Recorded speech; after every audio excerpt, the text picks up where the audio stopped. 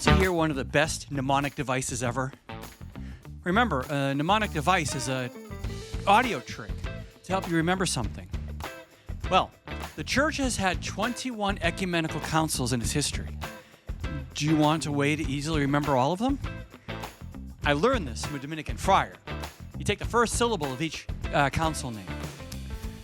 Nico Efcal, Coco Nico, La La La La Li Li Vico, Flo, La Tre Va Va. There it is. You're welcome.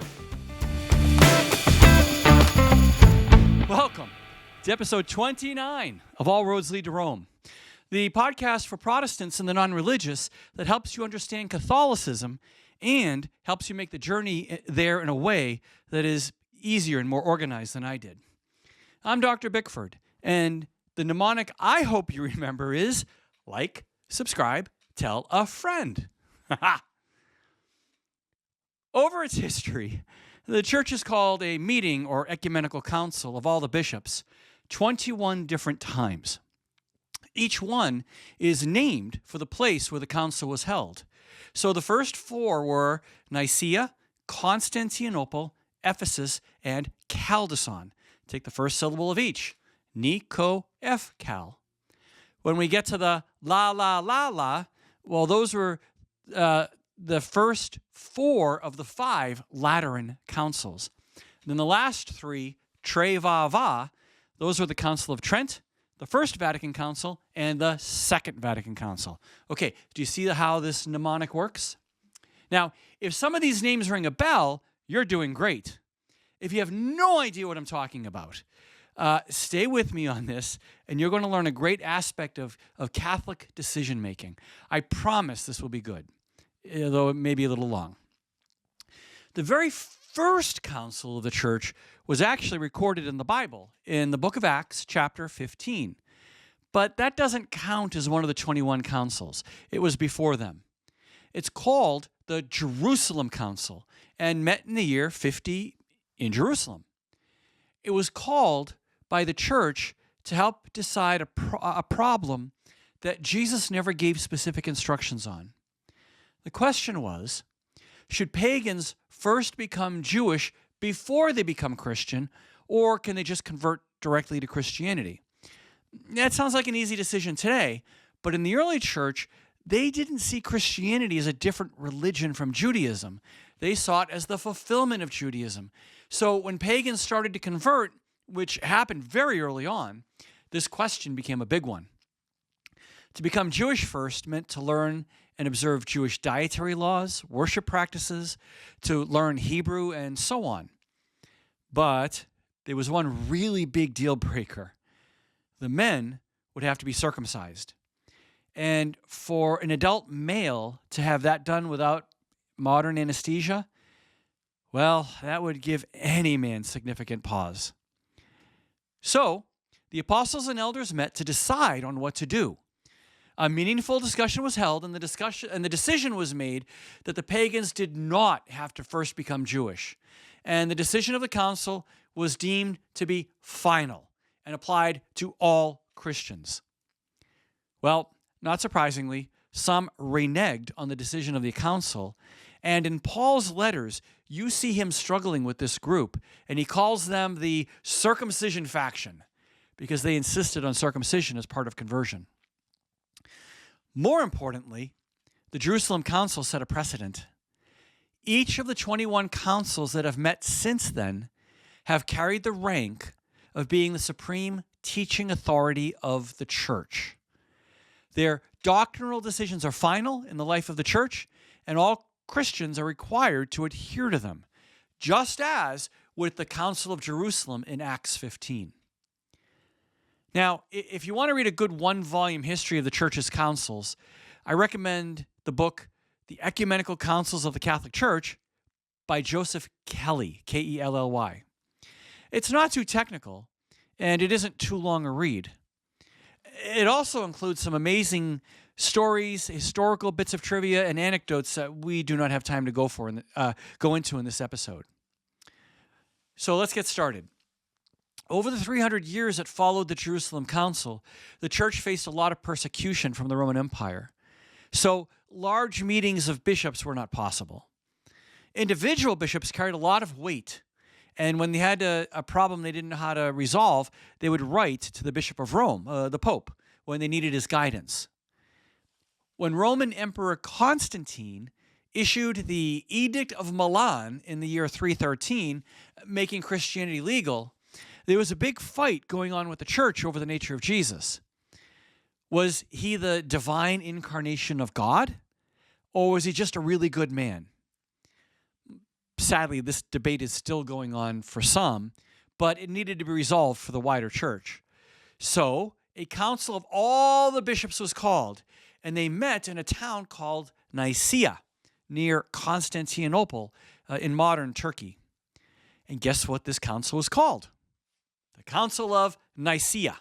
Well, actually, the first Council of Nicaea, because there would be a second one. The first Council of Nicaea was held in the year 325, and the most important result of it was the formulation of the Nicene Creed, which Catholics recite at every Mass, and it has the name Nicene because it came from the Council of Nicaea. The Creed was the subject of episode 15 of this podcast, if you want to go deeper into it. Pope Sylvester was too old to make the trip from Rome, so he sent representatives in his place. More than 300 bishops attended, and the council was actually conducted in Greek, not Latin. The leader of the faction arguing against the divinity of Christ was a bishop named Arius. He was from a North African town in modern Libya. He's also the guy that gets slapped by St. Nicholas of Santa Claus fame that I've brought up a few different occasions. At one point, Arius had tremendous influence, and there were over 200 bishops at various times that held Arian views. But the council decided against him and in favor of understanding Jesus as being the full incarnation of God in human flesh.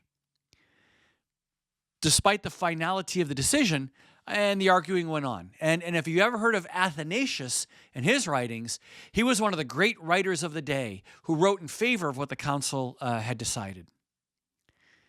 Nicaea and the Council of Constantinople, which was held in 381, both focused on issues related to Jesus and God. Together, they're referred to as the Trinitarian Councils because the core issues related to understanding of the Trinity. Nicaea focused on Jesus, which is why the bulk of the Nicene Creed that gets recited every week focuses on who Jesus is. The creed was then tweaked at the Council of Constantinople to add a section on the divinity of the Holy Spirit. We don't have many records of the proceedings of Constantinople, but we know that there were 150 bishops present, and there was also some controversy at the time because there was almost no representation of bishops from the western part of the empire. But this, the first of 4 councils that would be held at Constantinople, has always been accepted as a full council. The next 2 councils, the Council of Ephesus in 431 and the Council of Chalcedon in 451, are called the Christological Councils because of the arguments over the nature of Christ. Once we knew that Jesus was divine, what does that mean? Was he both human and divine? How does this work? Well, lots of schools of thought emerged, and a number of them were very bad. And so there needed to be some resolution. On one hand, there were the Docetists. They took a Platonic philosophical outlook which argued that the material world was bad and that the spiritual world was good. And in that case, a holy God would never take on dirty human flesh. Jesus could only appear to be human, but couldn't really be human. The Docetists were the opposite of the Arians, who argued that Jesus couldn't possibly be divine. The Gnostics were another group with similar notions. They saw the body as the prison for the soul, and the soul is only free after death. Why then, they argued, would God ever imprison himself in a human body? In the year 425, a guy named Nestorius became bishop of Constantinople. And he had these sympathies, and he didn't like that the church had given Mary the title Theotokos, meaning Mother of God. If Jesus is God, then she is the Mother of God, but Nestorius rejected this. And so Mary then could not be the Mother of God. And so he actually punished priests who still taught it. He thought that Jesus had two separate personalities, one human and one divine, and they were separate from each other within Jesus. So Mary gave birth to the human part of Jesus, but had no involvement in the divine part. Okay, do you see where these problems are all going? It needed to be settled. So, the Council of Ephesus was held in the same city as the New Testament book of Ephesians was written to. This council was called in the year 431. Over 160 bishops attended, and Nestorius was viewed so badly that he had to travel with a bodyguard. Needless to say, he lost the debate at the council, but not before engaging in some dirty politics and trying to gain imperial favor and so on. There was also dirty politics on the other side. So Ephesus is often looked at as being a somewhat dirty or complicated council. There was a lot of arguing about who had what authority in the eastern part of the church and the western part of the church, just as it was the eastern part of the Roman Empire and the western part of the Roman Empire. There were different theological factions, and the whole thing was very messy. When Emperor Theodosius died suddenly without an heir in 450, his sister Pulcheria and her husband Marcion called a council of Chalcedon to try and help restore some continuity within the church. So Chalcedon was called by the empress, by a woman, not by the pope. The council was held in the city of the east, Chalcedon, but a western bishop, Pascasinus, chaired it. And this council was convened in October of 451. It accomplished a number of tasks, but the most important one being the statement that Jesus was one person with two natures, both human and divine, and that the two natures were united.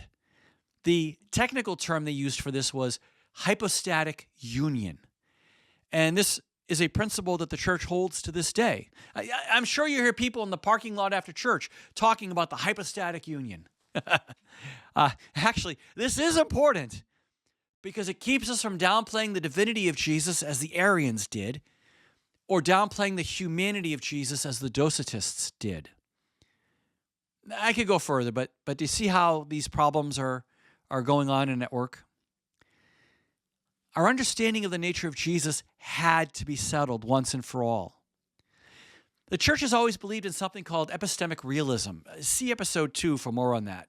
It's the belief that there is an objective truth to reality and an objective understanding of who God is. It's not a matter of opinion or personal preference. It's real. So the church has always taken the time to put the effort in to find out what is true. In the world today, this is hard to understand if you grew up with the belief that what you personally believe is what's really true. That's called nominalism or relativism. This makes you the ultimate arbiter of what's true, and let's be honest, you and I are not terribly objective arbiters of truth. We do not decide the structures of reality on our own as individuals. That takes a lot of hubris. So, in its efforts to get a deeper understanding of the truth, generations of saints, academics, and mystics have wrestled together to gain insight and understanding. And whenever a heterodox or heretical movement emerges that goes off on a tangent, the church works to correct it and to bring clarity to the doctrine. That is why things like ecumenical councils matter. They not only bring clarity to questions that are trying to divide Christianity, but they also help humanity in our slow march to a deeper and deeper understanding of God. Okay, so where are we? Well, we have Nico Cal already done. Nicaea, Constantinople, Ephesus, and Chalcedon. See, I'm not crazy. This mnemonic works. It'd be so nice if there was no further need for councils after that. But, my friends, we are just getting warmed up. A movement called the Monophysites emerged, and it spread rapidly in the East. They rejected Chalcedon and argued that Jesus only had one nature. Other things are happening too. We see the final collapse of the Roman Empire in the West. In fact, in the year 452, after it's all falling apart, Pope Leo I convinced Attila the Hun not to sack the city of Rome. This is true. It's a great piece of historical trivia. Attila the Hun made it to Italy and was just rampaging through Italy, but Pope Leo convinced him not to sack Rome. We have no idea how he did that, but we know he did. Constantinople was now the capital of the East, and the bishop of the city came to believe that he was now the head of the church because he was the bishop of the capital city. The Pope resisted this and argued that his authority did not come from the fact that he was the bishop of the old capital of Rome, but that he was the direct apostolic descendant of Peter. Also, the East became known as the Byzantine Empire. Since Rome wasn't part of the empire, there was no sense in continuing to call it the Roman Empire, even though they still kind of considered themselves the Roman Empire. The next council to meet was the Second Council of Constantinople. This was held in the year 553. 151 bishops attended, and they reasserted the rejection of Nestorius and the continuing influence his teaching had. They reasserted the hypostatic union. Jesus is fully God and fully human together. And it also condemned the work of Origen, one of the early church fathers. Origen was a brilliant theologian, but in his later work, he started to go off the rails a bit. He argued for the pre-existence of souls before birth, that we exist before our parents conceive us, basically. He argued for universal salvation, that everyone ends up in heaven after death. And he also developed some bad ideas on the nature of the Trinity. There was also, his work was condemned. There was also a growing political and theological divide between the Eastern Church and the Western Church that followed the split of the Roman Empire into East and West, and that split got worse and worse and is sadly still there today. Over the next 125 years, the Byzantine Empire actually really struggled. There was a war with the Persians. At one point, they captured Jerusalem and stole the true cross. The city was recaptured and the cross returned. The Persians were then conquered by the Muslims, and that empire began attacking the Byzantine Empire, and entire provinces were quickly conquered. And Jerusalem fell to the Muslims in 634. In 680, the Third Council of Constantinople was called. A heresy called monothetalism had gained a lot of support in Syria. It was argued that, yes, Jesus had two natures, divine and human, but, they argued, he only had one will, which was divine. And this was rejected, and the council adopted diothetism, that Jesus not only has two natures, but Jesus has two wills, human and divine. You cannot separate the divinity and the humanity of Jesus in any way, and that these two aspects work in perfect harmony. And you may wonder, well, what's the big deal?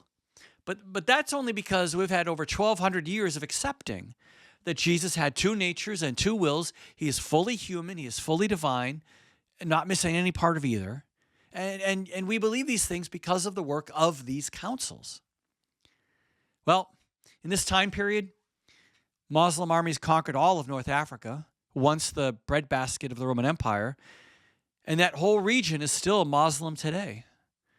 They crossed into Spain and conquered that, and then moved into France. In 732, at the Battle of Tours, Charles Martel led an army that finally stopped the Muslim advance into Western Europe. It then took the next 700 years for the Reconquista of Spain, and that finally ended in 1492, which you may remember is a momentous year. And that's when Ferdinand and Isabella could finally turn their attention to something other than fighting the Muslims. And when they did that, Christopher Columbus convinced them to fund an exploratory voyage. But that's not what we're here to discuss right now. The Second Council of Nicaea met in 787. Do you know where it met?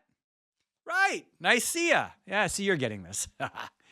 This council focused on a controversy called iconoclasm.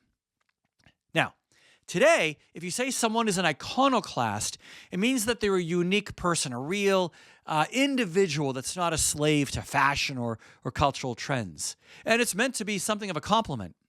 But that is not what the word originally meant.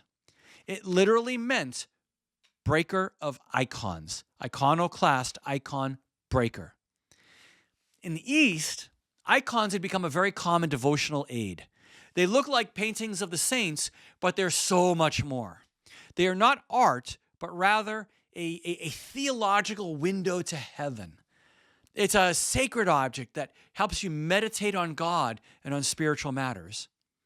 However, a movement arose which argued that they were just graven images, and these people started smashing them, breaking them, making these people iconoclasts. This controversy reached crisis level, and Second Nicaea had to settle the matter. After some drama, it was agreed that icons are fine. And you know what? They still play a prominent role in the East today, and they're much more common in the West than they used to be.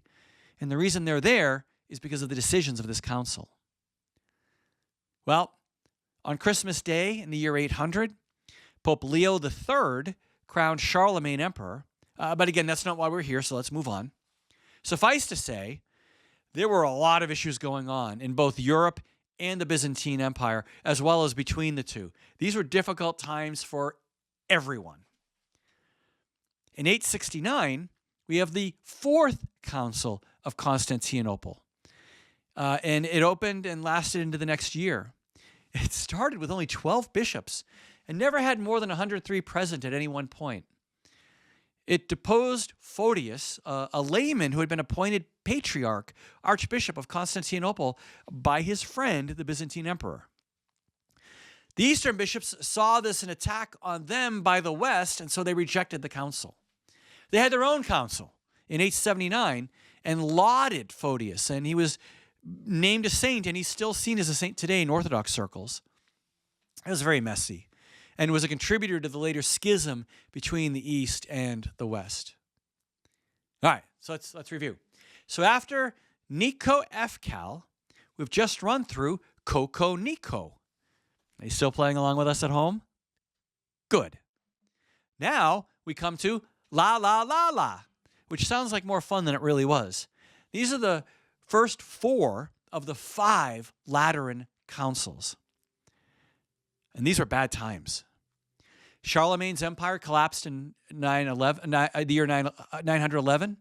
Europe was under pressure from attacks by the Saracen Arabs from the south, the Magyars from the east, and the Vikings from the north. In the midst of all the political chaos, the papacy grew stronger, but the men who sat in the chair of Peter grew weaker and more scandalous.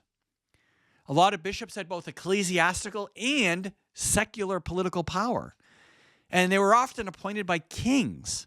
It was all very messy stuff in a chaotic and messy world. In 1054, the Great Schism took place. The Eastern Orthodox and the Western Roman churches basically excommunicated each other and stopped working together.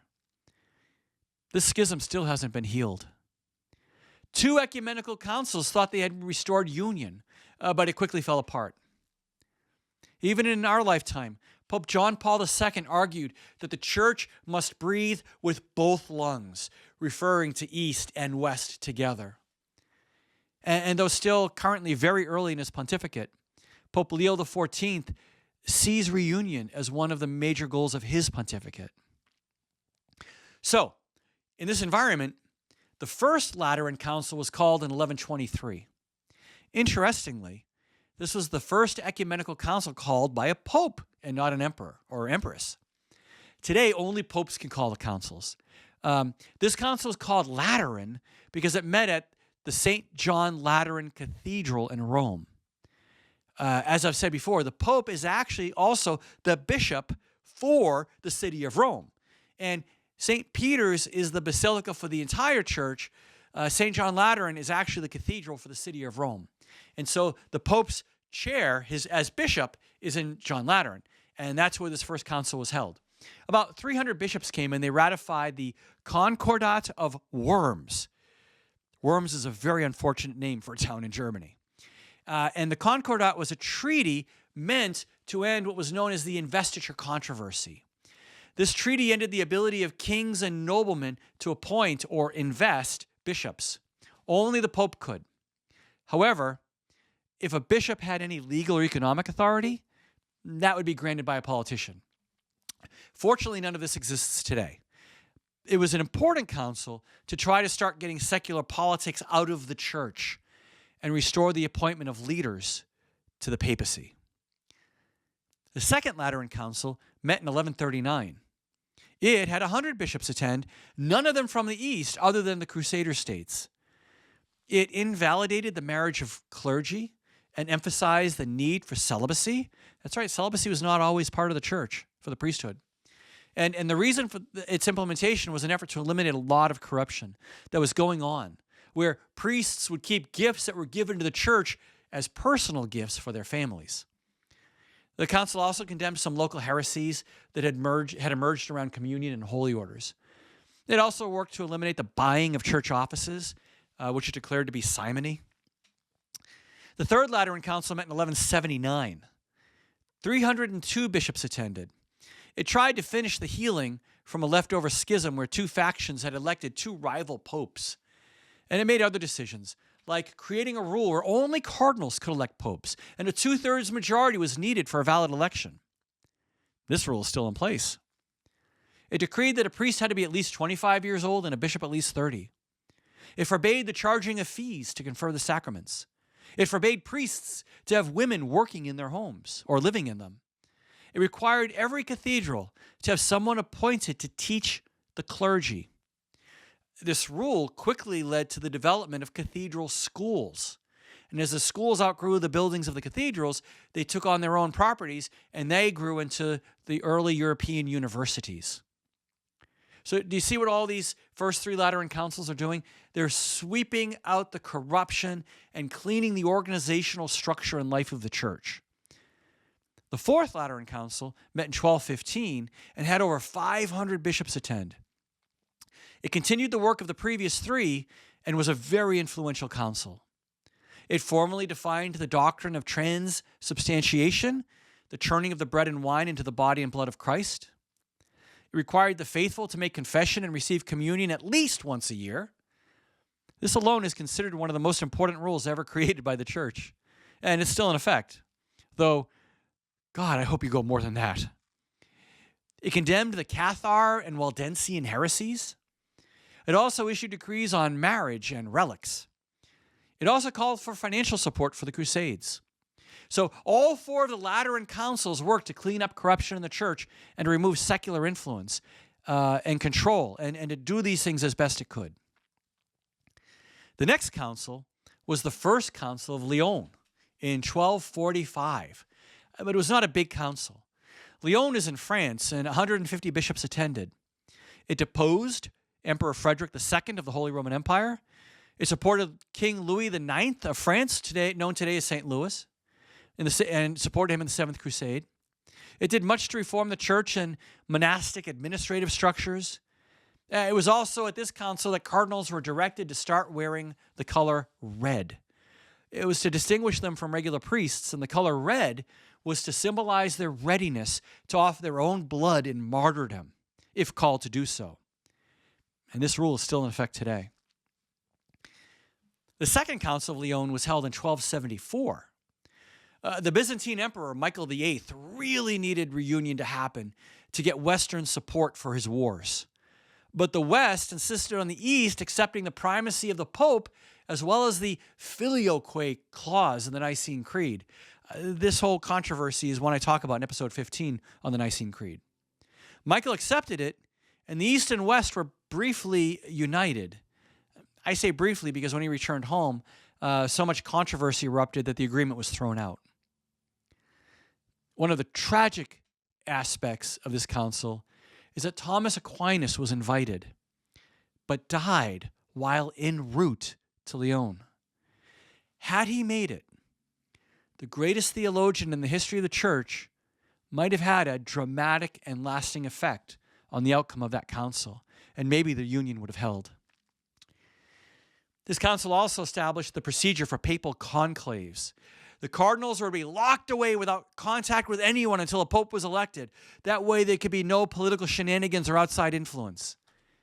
And as you probably know, that rule is still in effect today. The council also officially recognized the Franciscan and Dominican orders, which were run very differently from other monastic orders. And then finally, further clerical and administrative form was approved. In 1292, an 85-year-old hermit was elected pope. He was a compromise candidate and took the name Pope Celestine V. He was unfit and unprepared for the job and resigned as pope 5 months later. There would not be another papal resignation until Pope Benedict XVI resigned in 2013. The next council was the Council of Vienne, which was also in France, held in the year 1311. England and France were at war, and the French exerted tremendous pressure on the papacy to do what it wanted it to. And it all but forced Pope Clement V to support the Knights Templar. Only about 170 bishops attended, and they all had to be approved by the French king. Administrative reforms were approved, a possible crusade was discussed, but that never happened. And despite the French king wanting the assets of the Templars, those assets ended up going to the Knights Hospitaller. Because of this French pressure, the next 6 popes stayed in Avignon, France, instead of Rome, for the next 70 years, all under the watchful eye of the French kings. It's often referred to as the Babylonian captivity of the papacy.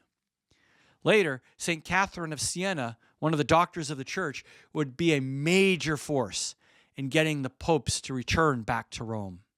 Things were very messy, but not the subject of this episode today.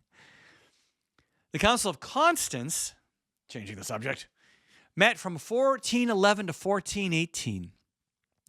300 cardinals and bishops attended, and another 300 theologians attended. The church had spent the last 70 years with multiple people claiming to be the pope. This needed to end, and the politics was nasty. Pope John the 23rd was deposed. The name John the 23rd would later be used again by the pope who called Vatican II. Pope Benedict the 13th was deposed. Pope Gregory the 12th resigned. And all of this was done to try to clean the slate to allow for the election of Pope Martin V and the end of this internal schism. The council also condemned Jan Hus, an early Protestant, for heresy, and it emphasized the importance of the ecumenical councils in the life of the church. The Council of Florence met 1431 to 1445, and actually it moved through 4 different locations as it met, being chased by the plague. Now, at one point, the council tried to take control of church operations from the Pope, but in the end, papal supremacy was ratified. At another point, there was another brief union with the East and West, but like the earlier one, it did not last. In the end, there were also statements of clarification on the doctrines of the Trinity, the Eucharist, the sacraments, and purgatory. But know this, it was all very complicated and somewhat messy. Next, we have the 5th Lateran Council, which met from 1512 to 1517. Some people argue over the authenticity of the council. Only 90 to 100 bishops were ever in attendance at any one time, and they were all from Italy. This council helped restore papal control over the church in France, tried to bring peace among the various bickering European rulers, and it also tried to argue that all books printed on this newfangled invention called the printing press, that all those books should have church approval. That didn't last long. There was also some administrative reform to church law. And it is the last of the really weak councils. We have 3 left. And in the last 3, we see a much healthier and organized church at work. But the next council was called in the wake of the Protestant Reformation. Martin Luther, beginning in 1517, and followed by John Calvin not long after, and then a whole group of reformers that came after that, they challenged church doctrine, organization, and church practice. But even more significantly, they gained political backing. And a theological dispute became a political dispute between countries. Whole principalities and countries started breaking away from the church, not because of decisions by individual people, but because of decisions by their rulers who then told the people what they were going to be. This is a weird story. When I was an Anglican priest, I occasionally sat in on meetings of the Board of Examining Chaplains to review candidates for ordination. If a candidate was approved by this board, then the bishop could ordain them. And I would occasionally sit in on them because of work I was doing. I wanted to see how this board wanted to see clergy trained, basically. Well, anyway, I was sitting in this meeting one day and listening to a candidate, and the candidate told a joke I still remember. He said, "What's the best thing to come out of the Protestant Reformation?" I sat there thinking, ooh, this could go in so many directions. And his answer was, the Council of Trent. I was floored.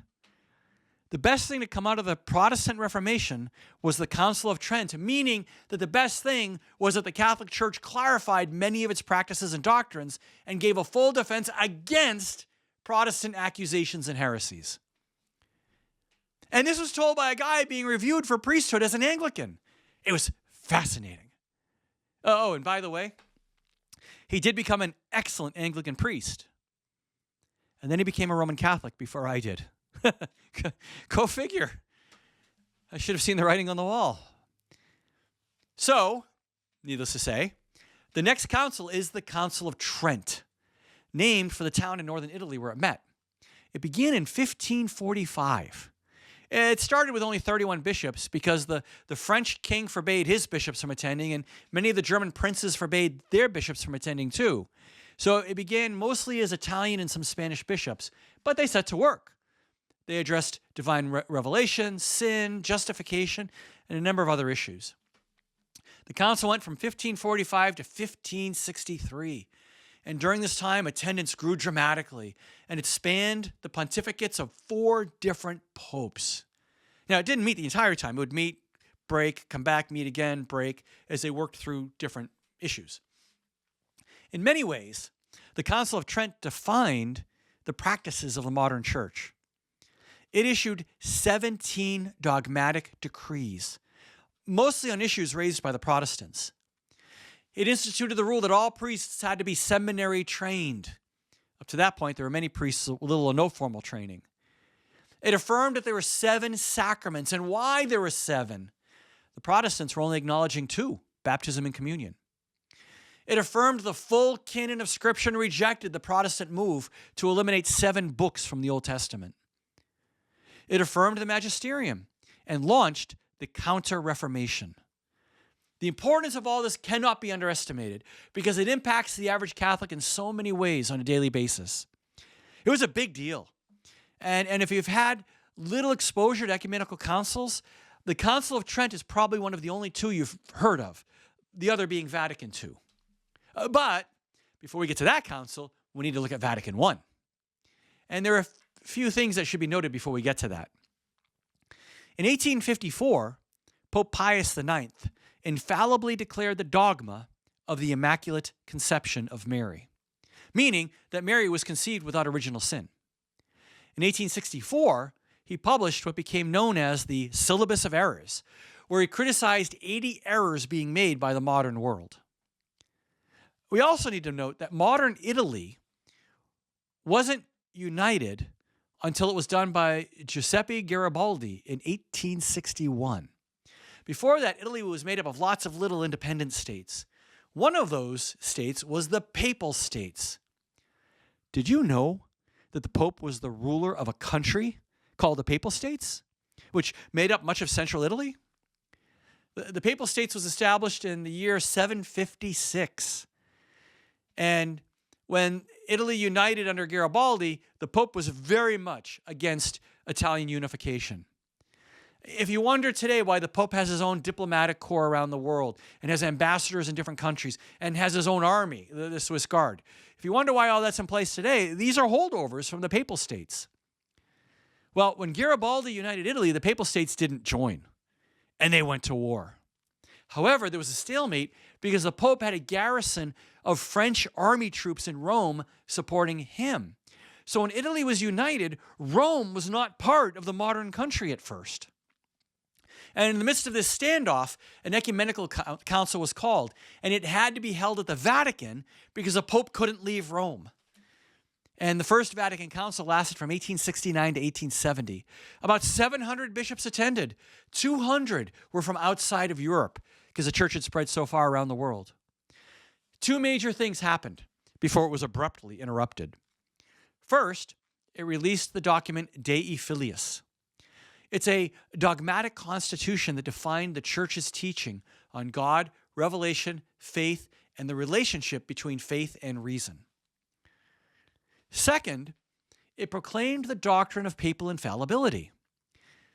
Many people mistakenly think this means that anything a pope says cannot be wrong. That's far from true. The pope can only make infallible statements in very specific and very limited circumstances.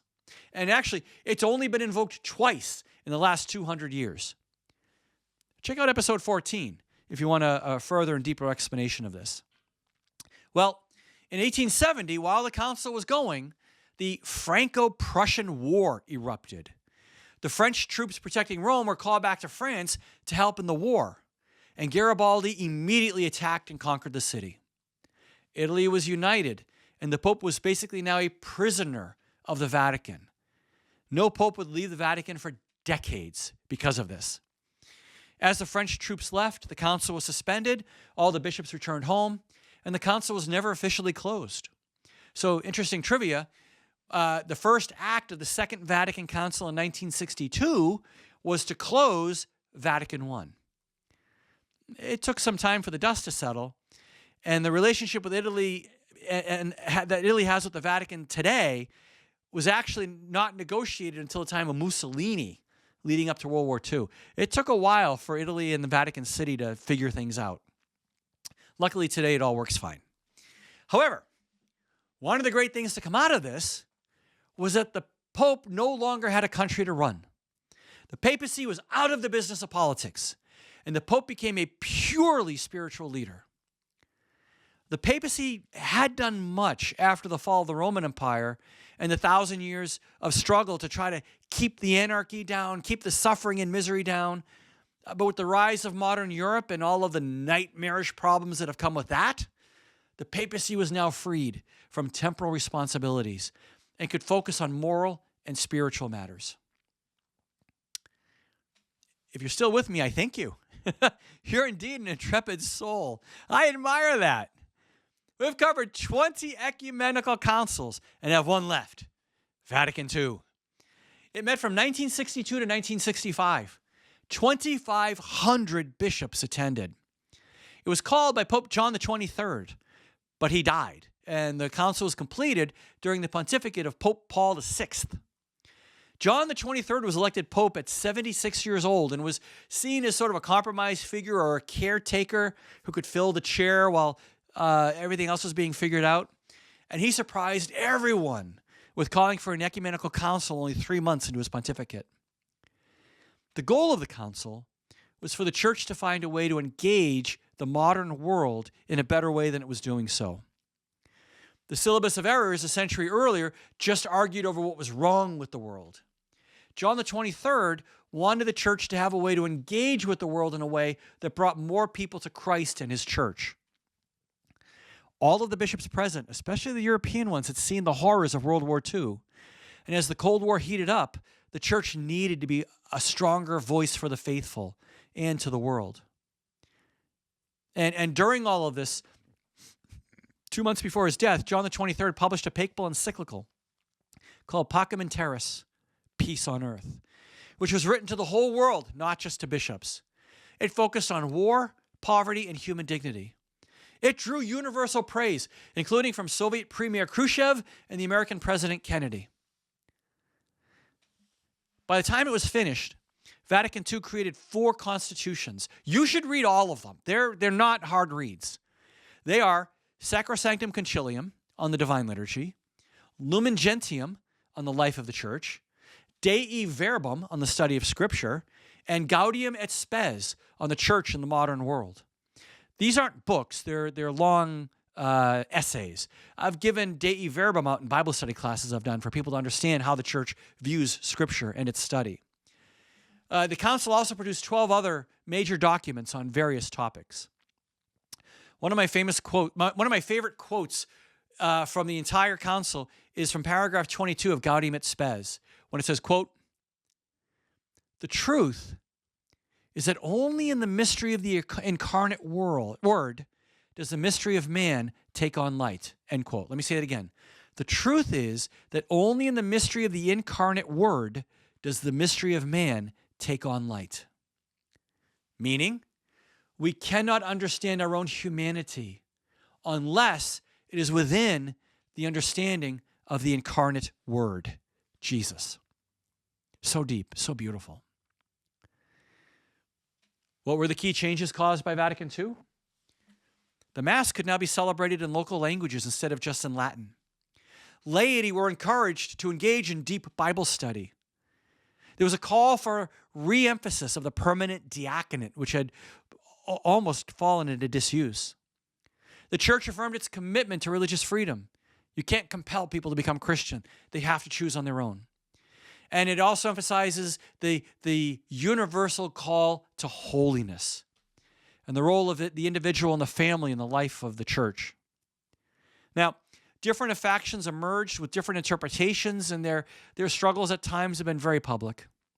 I'll have an episode dedicated on Vatican II at some point, but if you know the factions, the one I'm with is the Communio side, with Wojtyła, Ratzinger, von Balthasar, and their approach. There's been much discussion about the implementation of Vatican II. What was implemented was sometimes dissimilar to what was called for.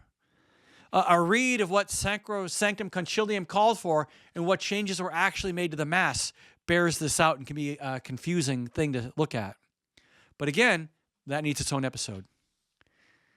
Much of the work of Wojtyła, who became Pope John Paul II, and Ratzinger, who became Pope Benedict XVI, were aimed at implementing what was called for in the council, and it'll take at least another generation or two for that work to be completed.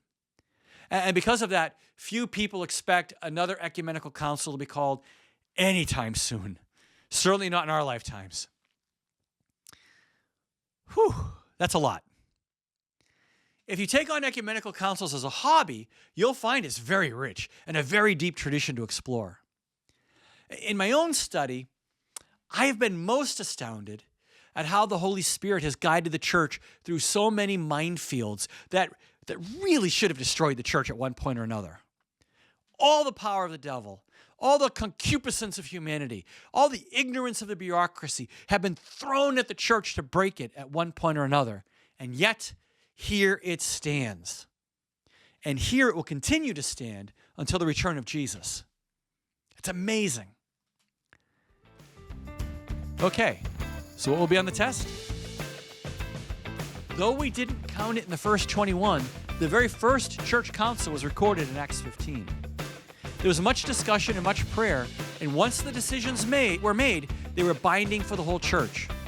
That pattern has continued, starting with the Council of Nicaea in 325, which gave us a Nicene Creed that we recite in church every Sunday, and continuing to today, where we hear the Mass in our own language because of Vatican II in the 1960s.